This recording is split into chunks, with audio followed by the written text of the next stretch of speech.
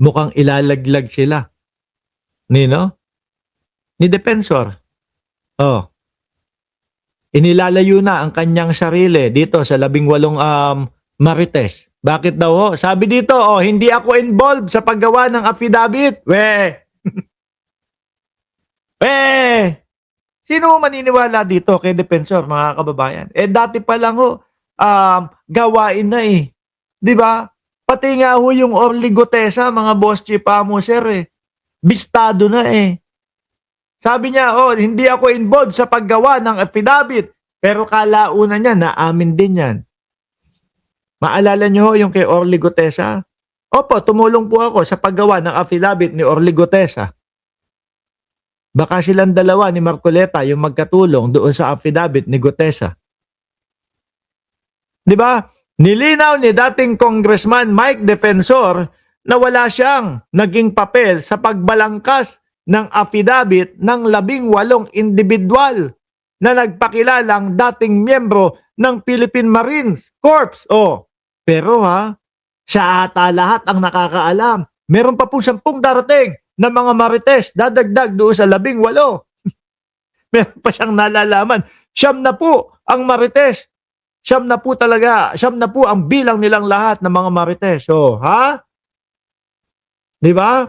Pero wala daw siyang kinalaman sa mga to o doon sa paggawa ng affidavit. Sino niloloko nitong mga to? Mga DDS.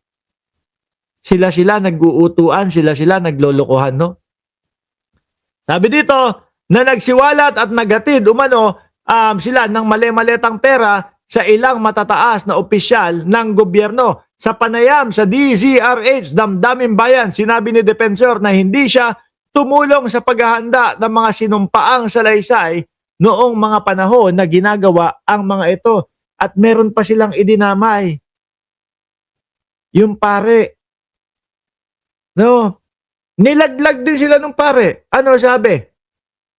Nandoon po ako para tumestigo. Pero hindi ko po masasabi na katotohanan yung kanilang mga inilagay doon sa kanilang salaysay.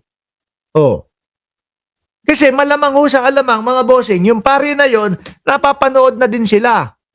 Ina-analyze, naku, tama bang sinamahan ko itong mga ito at isinama ko pa yung pangalan ko dito sa mga ito at sasabihin nila, yan, para po sigurado na tama po at may takot sa Diyos ang mga ginagawa nitong 18 Marites. Nagsama po kami ng pare.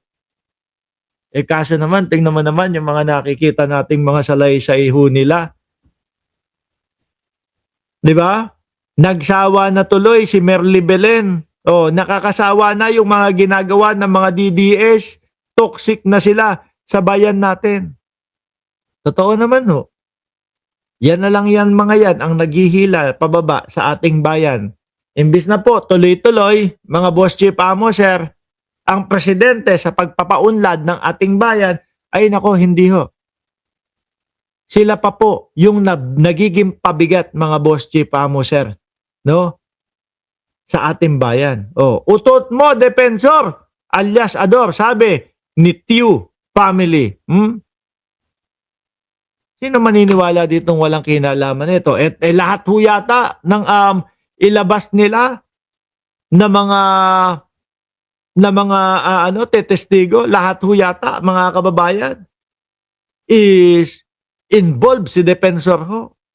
Diba? Paano ko ho nasabi, mga boss chief amo sir, na kung walang mga DDS, tuloy-tuloy ang pag-unlad ng ating bayan dahil po tuloy-tuloy si Pangulong Bongbong Marcos sa pagsasaayos ng ating bansa. Ano na lang natin ito. Mabilisan ko lang ho itong isisingit, mga kababayan. No? Wala hong ibang ginawa ang ating Pangulo kundi magtrabaho at yung kapayapaan sa ating bansa ay panataliin ho, mga bossing. No?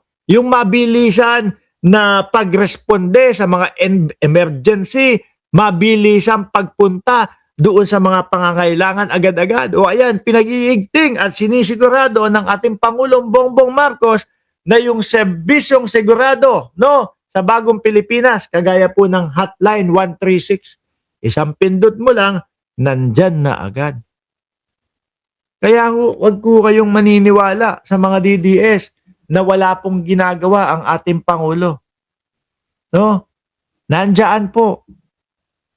Ang ginagawa lang nila, kunyari, wala silang alam, walang nakikita, at yun ang ipapakalat sa inyo. Sabi ni Alonely TV, si Sara hindi nagtatrabaho, lakwat siya, jumujowa. Uy, may jowa ang vice-presidente? Di ko alam yun, ha? Oh, sa suporta ni PBBM, pinaigting ang Hotline 136 para masigurong may responde sa road emergency sa loob lang ng 5 minuto. Naalala ko din si General Torre niyan. Yan yung gusto niya talagang i-push, di ba? Yung mabilisan ng pagresponde, mga kababayan. Ayan, tingnan nyo naman po. Nakatingin ka pa lang sa CCTV, pag nakita mo na may disgrasya doon sa lugar na iyon, talagang kahit hindi ka na mag-antay ng 136 na tawag, mapupuntahan mo na agad Tingnan nyo nga ho yan, pagkadami-raming CCTV nakakalat po sa lugar. Kapag ka nakita mo, merong na-aksidente dun, hihintay ka pa ba ng tawag? Hindi na. Magpapapunta ka na agad ng re-responde. Di ho ba? Tingnan nyo. Mula hotline, aksyon agad, pinahusay ang Metro-based system para sa mga mabilis na serbisyo, operator, sasagot agad. Hindi yung 10 tawag, 10 ring ka na, wala pa sumasagot. CCTV footage extraction. Yan yung sinasabi ko sa inyo. Pagtingin mo pa lang sa CCTV, makikita mo na kung ano ang mga nangyayari o doon sa kalsada, hindi mo na kailangan hintayin yung tawag. Digital coordination, responder dispatch, mabilisan ho talaga yan. Bukod pa ho dyan, mga bossing, sandali lang. Bukod pa ho dyan, mga kababayan. Meron pa ho. Ito, sandali. Hinahanap ko lang yan sa Kabisayaan naman po, yung disaster, Visayas Disaster Resource. Ano po yan, mga kababayan? Biruin mo, yung DSW nila doon. Ito ho, ganito,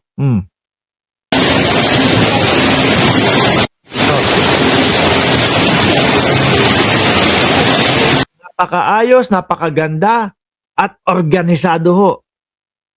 Ngayon, tanong natin, paano nasasabi ng mga DDS na walang ginagawa ang ating Pangulo? Kung ang mga nakikita natin, mga proyekto niya, ay ganito ho. Di ba?